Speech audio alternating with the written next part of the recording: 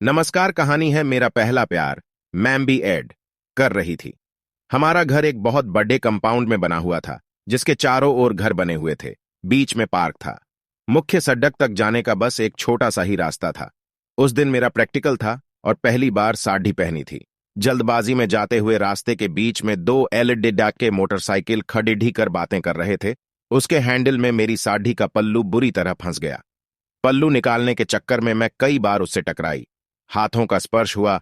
इन कुछ क्षणों के सामीप्य से मुझे एक अजीब सी अनुभूति होने लगी। पल्लू फट गया था। मुझे कॉलेज के लिए देर हो रही थी, इसलिए बड्डे हुई भागी। अगले दिन फिर वही नजारा। मैं संकुचित हो उठी। बचकर पास से निकलते हुए बोली, खड्डे होने का और कोई रास्ता नहीं मिला। सबका रास्ता रोककर खड्डे हो जाते हो। जी, मजबूरी थी। उनमें से एक बोला, आपका यह पल्लू वापस करना था। मैंने कहा, ऐसा करो, इस पर मिट्टी का तेल डालो और माचिस छुआ दो। अरे नहीं नहीं, हम तो इसे संभाल कर रखेंगे, नाक पहुंचने के काम आएगा। मैंने बहस करना ठीक नहीं समझा और आगे बढ़ गई। आज मैंने जीन्स और टॉप पहन रखा था।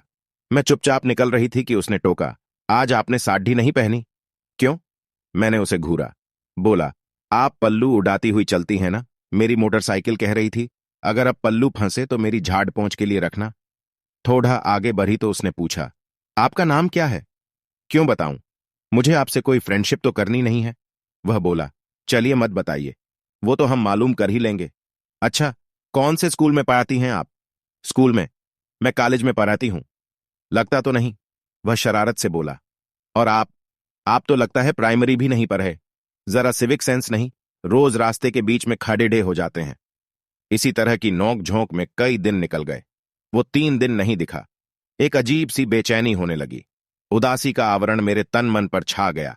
ये मुझे क्या हो गया है? हर क्षण उसी का ध्यान, पढ़ाई से मन हट गया। कहीं वो बीमार तो नहीं? उसका नाम, पता कुछ भी तो मालूम नहीं। मैंने पूरा कंपाउंड छान मारा।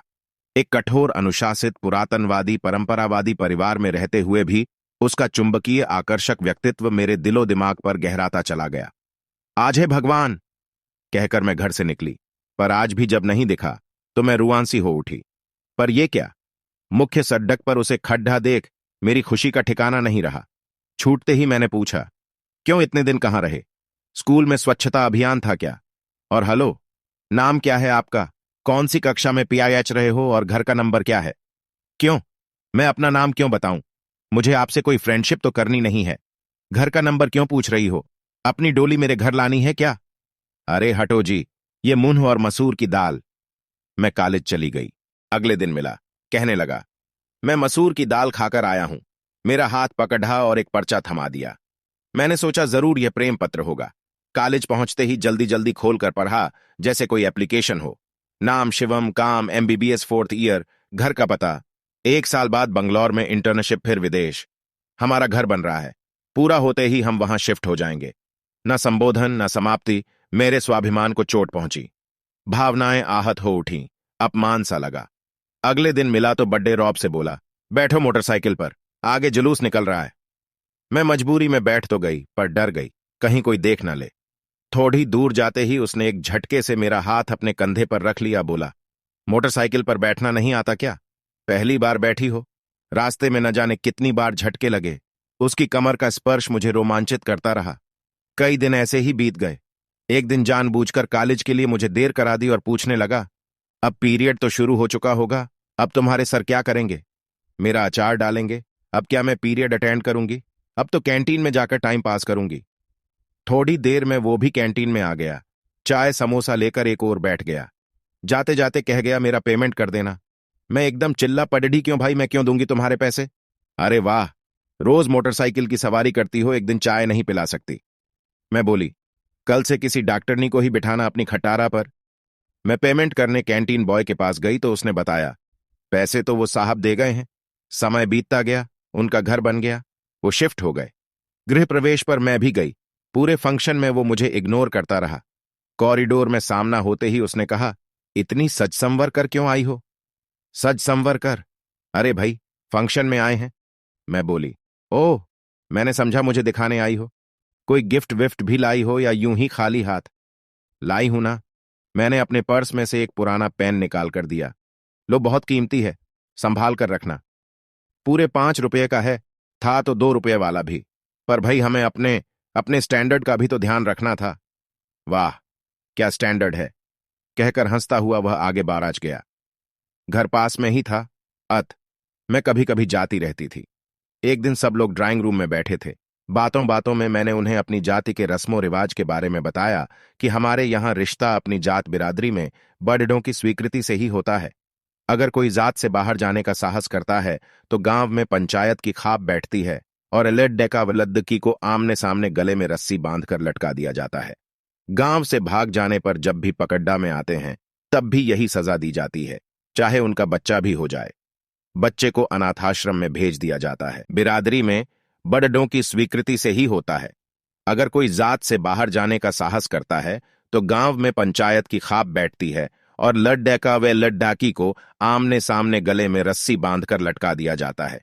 गांव से भाग जाने पर जब भी पकड़ डैच में आते हैं तब भी यही सजा दी जाती है, चाहे उनका बच्चा भी हो जाए।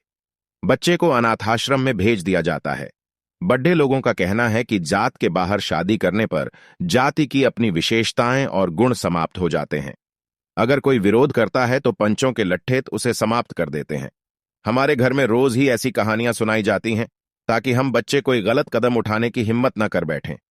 शिवम विदेश चले गए। कई वर्ष बीत गए। मेरी शादी हो गई। मैं मां बन गई।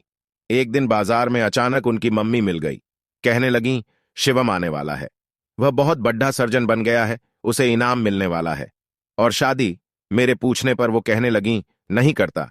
कहता है शादी प्रोफेशन में बाधा है। जब मैं मिलने गई तो एकांत पाते ही मैंने पूछा, शादी क्यों नहीं की अब तक? कहने लगा, फिर किसी का पल्लू मोटरसाइकिल में फंसा ही नहीं। मैं गुस्से से बोली, सच सच बताओ, मैं मजाक नहीं कर रही हूं। मेरे पास आकर अत्यधिक प्यार भरी निगाह से एक तक मुझे देखते हुए कहने लगा, क्या करता खाप बीच में आ गई? भारी मन से मैं घर लौट आई। जिस निगाह के लिए, जिन प्यार भरे 2 शब्दों के लिए मैं वर्षों तरसी, वो आज जाकर मिले। कभी कोई तो इशारा किया होता। मैं तो अनजाने ही नक्शिक स्नेह सागर में डूब गई थी। अगर समय रहते उसकी इस भावना का आभास भर हो जाता तो अपनी जाति के इस रस्मों रिवाज से लड़ीडिडेहती तो जरूर। मम्मी शब्द सुन मैं वर्तमान में लौट आई। मेरे दोनों गाल गीले हो रहे थे। पहले प्यार का होना जितना आसान नहीं होता है, ठीक उसी तरह उसे भूलना भी आसान नहीं होता है। पहला प्यार आपको उन चीजों से रूबरू करवाता है जिससे आप पहले कभी नहीं होते हो। पहले प्यार में आपको सभी चीजें अच्छी लगने लगती हैं। आप जवानी के दौर में होते हैं, उत्साहवर्धक होते हैं। जीवन में किसी घटना का होना केवल एक बार होता है, इसलिए वह घटना विशेष होती है। उसको भूलना बहुत मुश्किल हो जाता है। पहला प्रेमी आपके जीवन की प्रेरणा होता है, जिसे आप हमेशा याद करते रहते हैं। किसी ने सही ही कहा है कि अमूमन हर चीज का कोई विकल्प होता है, लेकिन पहले प्यार का कोई विकल्प नहीं होता। पहले प्यार के दौरान हमें किसी भी चीज की अपेक्षा नहीं होती, क्योंकि यह ईमानदारी से विकसित होता है।